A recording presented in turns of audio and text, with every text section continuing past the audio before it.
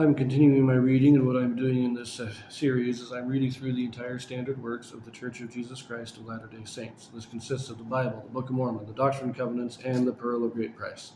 I'm reading in a chronological order of events, not according to publication or volume, so I will be skipping around a bit as I move along.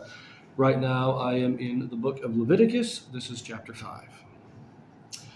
People to confess and make amends for their sins. Forgiveness comes through a trespass offering. Priests thereby make an atonement for sin. And if a soul sin and hear the voice of swearing and is a witness, whether he hath seen or known of it, if he do not utter it, then he shall bear his iniquity.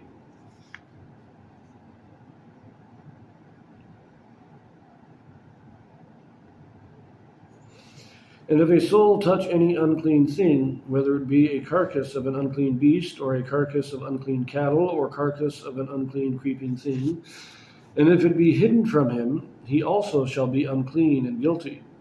Or if he touch the uncleanness of man, whatsoever uncleanness it be, that a man shall be defiled withal, and it be hid from him, when he knoweth of it, then he shall be guilty. And if a soul swear, pronouncing with his lips to do evil, or to do good, whatsoever it be that a man shall pronounce with an oath, and it be hid from him, whether he knoweth of it, then he shall be guilty in one of these. And it shall be, when he shall be guilty in one of these things, that he shall confess that he hath sinned in that thing, and he shall bring his trespass offering unto the Lord for his sin, which he hath sinned, a female from the flock, a lamb or a kid of the goats for a sin offering, and the priest shall make an atonement for him concerning his sin. And if he be not able to bring a lamb, then he shall bring of the trespass which he hath committed 2 turtle doves, or 2 young pigeons, unto the Lord, one for a sin offering, and the other for a burnt offering. And he shall bring them unto the priest, who shall offer that which is for the sin offering first. Sorry, there's a fire truck going out there. And he shall bring them unto the priest, who shall offer that which is for the sin offering first, and wring off his head from his neck, but shall not divide it asunder. And he shall sprinkle of the blood of the sin offering upon the side of the altar, and the rest of the blood shall be wrung out at the bottom of the altar. It is a sin offering. And he shall offer the second for a burnt offering, according to the manner, and the priest shall make an atonement for him for his sin which he hath sinned, and it shall be forgiven him. But if he be not able to bring 2 turtle doves or 2 young pigeons, then he that sinned shall bring for his offering the 10th part of an ephah of flour, of fine flour, for a sin offering. He shall put no oil upon it, neither shall he put any frankincense thereon, for it is a sin offering. Then shall he bring it to the priest, and the priest shall take his handful of it, even a memorial thereof, and burn it on the altar, according to the offerings made by fire unto the Lord.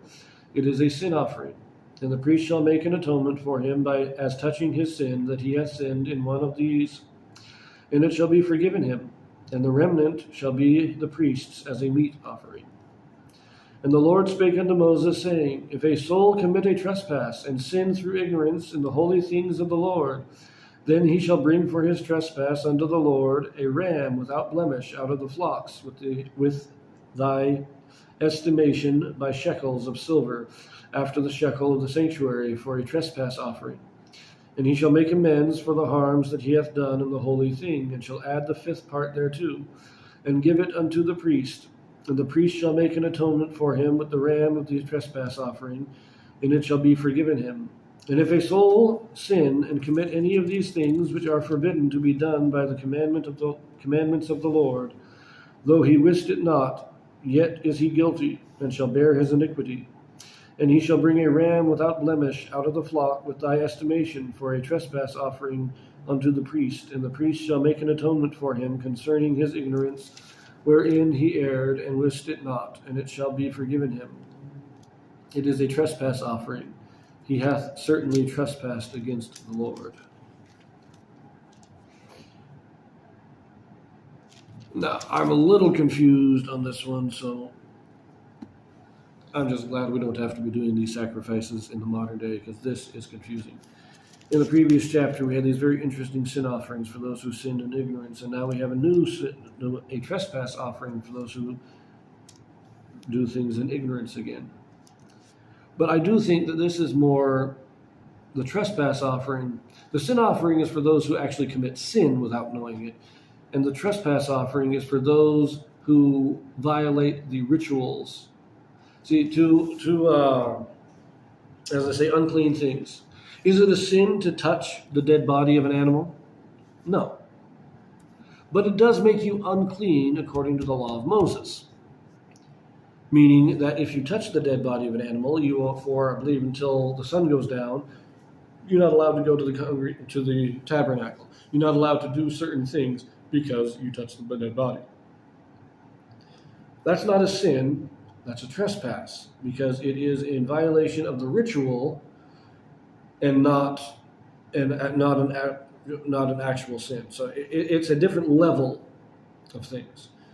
And so the trespass offering is for those violations of the rituals, and the sin offering is for those violations of the moral law. That is my understanding. It's a little confusing, but I'm pretty sure that's what they're talking about from the way it's worded. But I'm going to leave it there, and we'll see you in the next one.